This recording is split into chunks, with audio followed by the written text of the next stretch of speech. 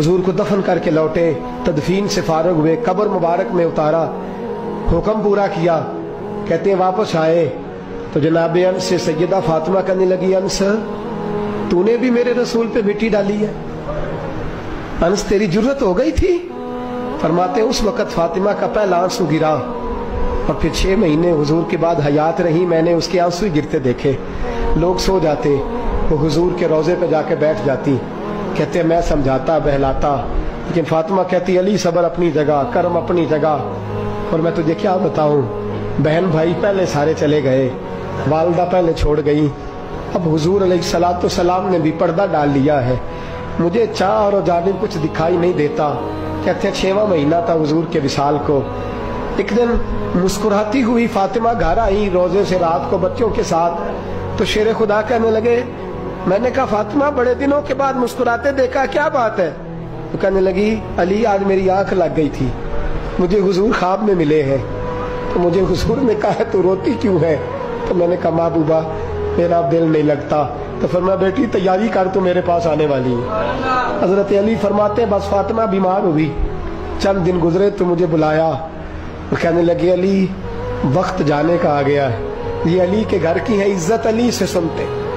نبی کے گھر کی ہے عزت نبی سے سنتے، وہ جس نے معزز کیا گھرانے کو،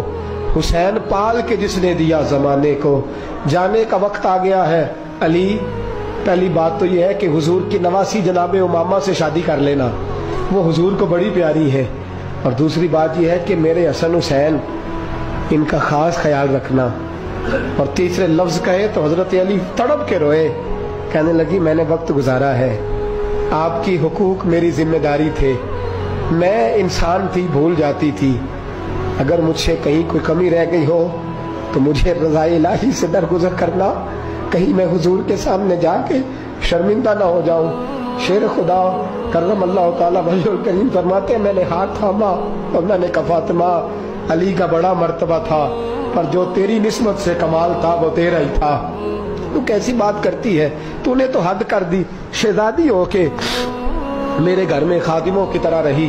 حضرت فاطمہ رضی اللہ تعالیٰ عنہا کا دوسرا حکم یہ ہوا کہ مجھے رات کو دفنایا جائے، اور فرمایا میرے پہلے مدینے میں ایسا نہیں ہوتا تھا، یہ حضرت فاطمہ نے سب سے پہلے کہا، فرمایا میری چارپائی کے ساتھ لگا کے نا شاخیں، چارپائی کے ساتھ تو اوپر لا کے انہیں اوپر سے باندھ دینا، اور ان شاخوں کے اوپر ایک کپڑا ڈالنا، میرے کفن پر بھی کسی کی نظر نہ پڑ جائے۔